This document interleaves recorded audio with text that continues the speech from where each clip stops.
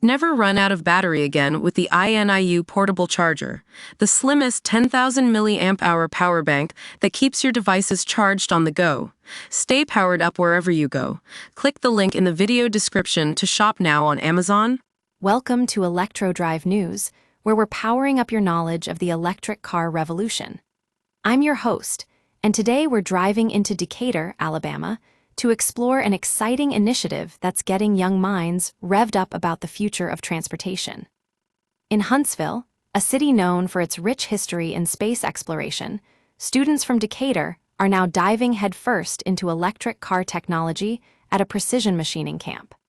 This innovative program is teaching them computer numerical control programming skills that will help them design and build cutting-edge electric vehicles. Imagine being able to create the exact specifications for an electric motor with precision and speed. That's exactly what these students are learning through this hands-on camp.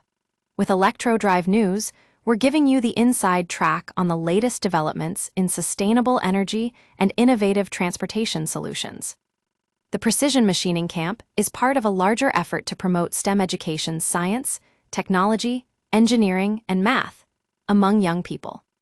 By teaching them programming skills that are in high demand across various industries, including electric car manufacturing, these students will be well equipped to pursue careers in fields like electrical engineering or automotive design.